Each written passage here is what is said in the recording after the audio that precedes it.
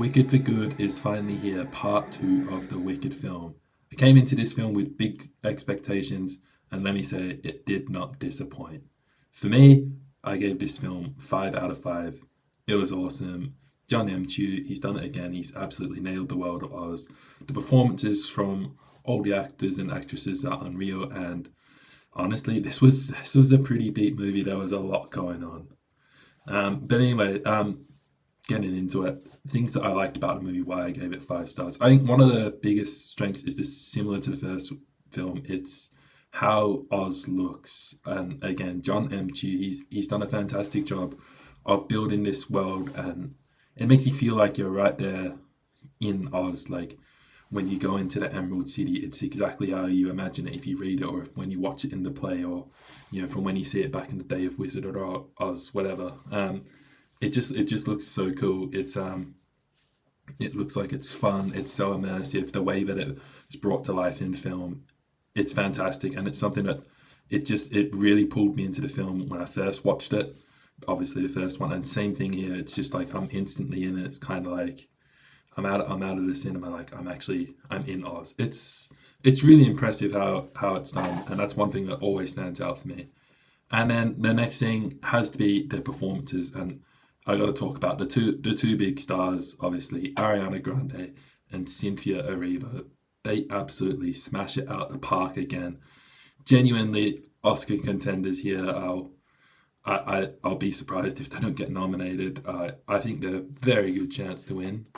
Um, wow, what can I say about both of them? Not only are they both incredible actresses, but their voices are so good. They absolutely nail the role. I think the chemistry that they've built together is really good on screen. It's obviously hard, with that Glinda and Elphaba, they've got that sort of classic frenemy relationship, and there's a lot of big moments in it. Particularly this one. This film's obviously got the second part of this story is more of a darker tone, which for some people didn't really like. For me, I kind of like it more. Maybe that's just me. I don't know, but there's just moments in it that have really high emotion, and to convey that the way that they did through song and through their acting it's something really impressive. So yeah, as I said, one thing that I do like about it is that sort of darker tone to the film. It's obviously different. I know it's meant to be more fun and upbeat, but it's still really easy to get invested into that storyline because of the way that first part of the story, that first film ends, like that defying gravity scene when she takes off into the sky. It's like that's still probably my favorite scene of both the movies. That was just so cool. Um, but it does kind of set the tone, and like they're ringing out the siren saying, we've got to capture the witch. Oh my gosh, got my words tangled, but I think you know what I mean. They're trying to get, and it just sets this tone of, it's kind of like, whoa, like it's not just her becoming this person that she is. It's now kind of like this second part of the story as well. This is now the whole of Oz sees her as a villain, and it's stuff like that. But it's interesting because I really like those sort of origin stories where you watch and you see like how actually a villain is created. Because for a lot of the movie, I don't think that she really is like, and I'm pretty sure she isn't. I wouldn't class her as a villain. But then you see the way that she's treated and all the bad things that happen to her, and then after a while she's just kind of like, maybe I am. And you just start seeing that person turn from I'm trying so hard to be good and do the right thing. But yeah, so stuff like that for me is interesting. But it's still, again, it's done in such an immersive way that it feels like you're going through that story with him. It feels like you're like a friend or something watching it with her and being like, I can't believe all this is happening to her, and you're like watching and you can just see that person's emotions change. It's really clever how it's done.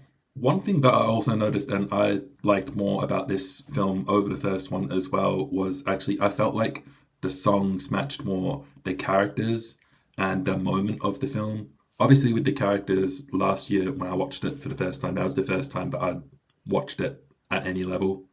So those were all new characters. So obviously when I think of Wicked now, these are the people that I think of first in that role. So I've obviously got a stronger connection to those characters. But they do such a great job of it, as I said. But yeah, I felt like, now that I know how they work and how they understand, like even like watching Ariana Grande at the start, singing "Couldn't Be Happier" with Fiero, you can see that that's Glinda. That's how she works. That's she wants the attention. She likes to be loved. She wants to be popular, as she says. And you can see that it really fits. Just that mood and just that kind of scene that she wants to set. For me though, song of the film, "No Good Deed," that was like unbelievable. Like I mean, that was seriously, that's probably my favorite song of both films, and how it was shot was incredible as well. Again, shout out to Cynthia Erivo. She absolutely smashed it on this song. But that ties really well into my point of, like it really fit that scene well in the fact, and just what I was talking about before, like seeing her become a villain. It's in that song. I mean, she even says it. She's like, what, so be it then, fine. Let everyone know I'm wicked. And it's just kind of like, it's literally like you can go and just pinpoint that moment and be like, oh my gosh, like she's actually doing it. Like she's really gonna become the Wicked Witch of the West, and it's kind of like, whoa, that's terrifying. But yeah, honestly, all up, Wicked for Good is a fantastic film in my opinion. I know there's a few obvious plot holes in it, but I feel like for people that are a fan of it and who are there for to see this world of Oz and to hear the great songs and to watch these characters have their big moments, it's a brilliant film. Like I said, 5 out of 5. I'll put my Letterboxd review up so you guys can see it. But yeah, that's all for this one. Drop down in the comments below. Have you seen it? What did you think? Maybe what was your favorite song performed in it? And yeah, drop a like, sub to the channel, and thanks so much for watching.